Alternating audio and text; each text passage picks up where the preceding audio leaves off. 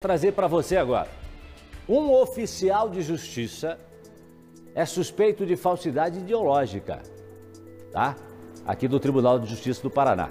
Ele foi denunciado por pelo menos 6 vítimas de falsificar assinaturas e dizer para a justiça que os acionados receberam intimações, ou ainda de burlar o documento, dizendo para a justiça que os intimados se recusaram a assinar. Uma das vítimas está com mais de 1 milhão bloqueado na conta bancária por conta disso. A Thaís vai explicar melhor para a gente essa história. Diga lá, Thaís Travessoli.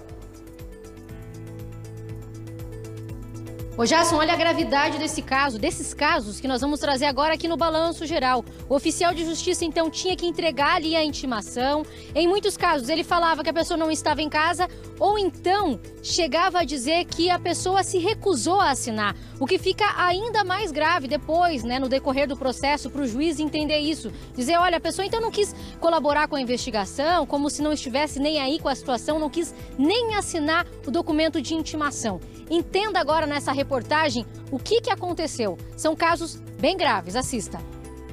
Esse bombeiro militar está com mais de R$1 milhão negativo na conta bancária. Tudo por causa de processos que ele não teve conhecimento antes e não pôde apresentar defesa. Eu cheguei nessa situação por conta da ação irregular de um oficial de justiça que alega ter me citado em 2 processos e por eu nunca ter me apresentado, acabou chegando nesse valor. Casos que seriam de fácil solução, mas que viraram um pesadelo, como mostra a conta bancária do militar. O primeiro caso é de um desacordo comercial envolvendo a compra de um caminhão. O segundo é da transferência de um carro.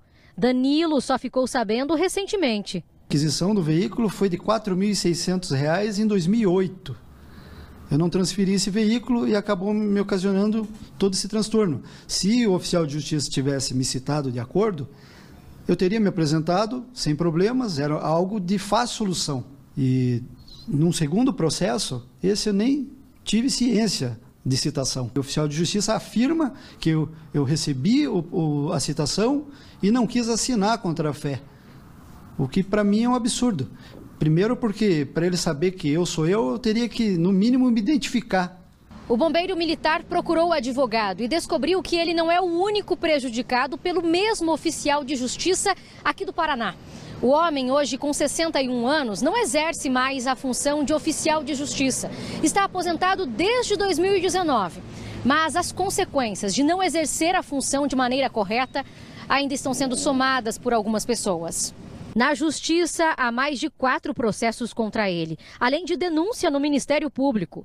O oficial de justiça alegava que a pessoa não estava em casa ou que se recusou a assinar o documento. A gente busca realmente entender qual foi a consequência disso, porque qual seria a vantagem que ele levaria em fazer uma citação dessa forma, prejudicando a outra parte. Então já tem mais de 4 processos correndo na justiça pelo mesmo crime, né, pelo mesmo oficial de justiça, com o mesmo modus operandi. Esse outro advogado foi procurado por um médico que teve o mesmo problema. O cliente dele não foi informado de um processo que era de 2018. Em uma das supostas tentativas de encontrar o médico, o oficial de justiça informou que ele não teria aceitado assinar o documento. O meu cliente ele se ausentou do país para retirar férias do período de 10 a 25 de setembro de 2018 e nesse período houve uma citação positiva na residência dele a respeito de uma ação que foi movida contra ele e inclusive na certidão constou pelo oficial de justiça que o meu cliente teria se recusado a assinar a certidão reconhecendo que ele recebeu o mandado de citação.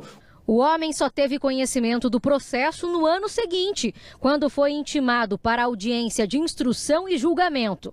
O advogado pediu a nulidade da citação e hoje a defesa está sendo feita. Quando você certifica a citação de uma pessoa sem ela tomar conhecimento do processo, ela perde a oportunidade de se defender, de providenciar documentos, de contratar um advogado para representá-la.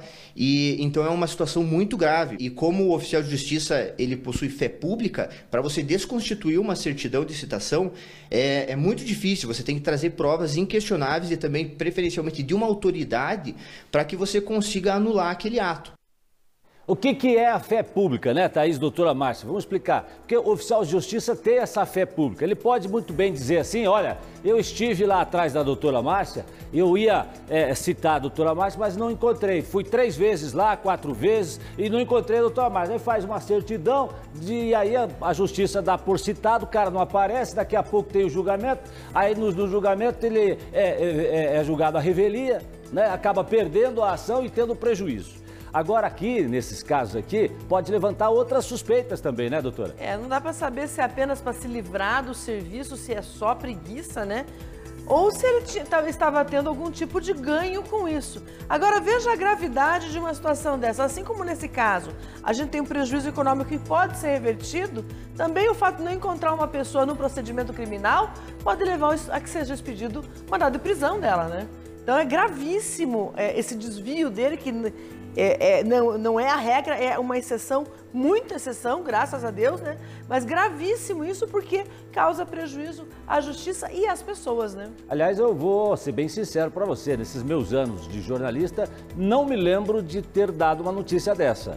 Não me lembro, é a primeira vez, né? Primeira vez que dou uma notícia dessa, em que um oficial de justiça é envolvido numa situação, né, de fraude, né? Sim, é uma falsidade ideológica. É a falsidade ideológica. Thaís Travessoli, a pergunta que eu faço para você, esse homem continua trabalhando ou não? Não está trabalhando não, Jasson, ele está aposentado desde 2019 e até é curioso nesse ponto, se a gente parar para pensar o seguinte, está aposentado, deve estar, de repente até viajando, passeando, enfim, levando a vida normal, enquanto isso tem outras pessoas, que são pelo menos 6 casos, que estão tendo agora que gastar com advogado ainda mais do que gastaria se fosse lá no começo da ação para poder fazer sua defesa, agora está gastando ainda mais e tem que ficar nessa situação da justiça. O caso do Danilo, por exemplo, já são 2 anos que ele está com um advogado, que ele está com essa questão na justiça para tentar resolver a situação dele. Se fosse algo lá no início, quando os casos aconteceram, né? Um é de um caminhão e o outro é de um carro, certamente não chegaria a algo tão grave assim. O carro, por exemplo, o segundo caso ali do Danilo, é um veículo de R$4.600. Imagine que agora, nas contas dele, já tem ali negativo mais de R$1 milhão. Não era para estar nessa situação, Jasson.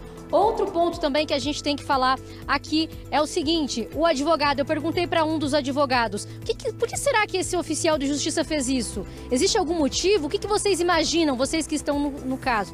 Um dos advogados disse, olha, a gente não sabe o que aconteceu, nós também queremos saber por que é que ele estava fazendo isso. Se era, como a doutora Márcia disse, por preguiça, quis ali não fazer o serviço direito e colocar que a pessoa não estava para assinar, ou então que se recusou a assinar, ou será que tem algo a mais por trás nessa história, tem algum interesse, algo maior que a gente pode estar falando, Jasson? Bom, agora a polícia deve estar investigando, né, doutora?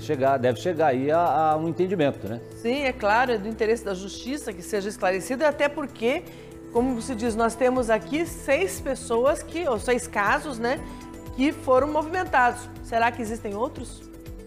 Obrigado,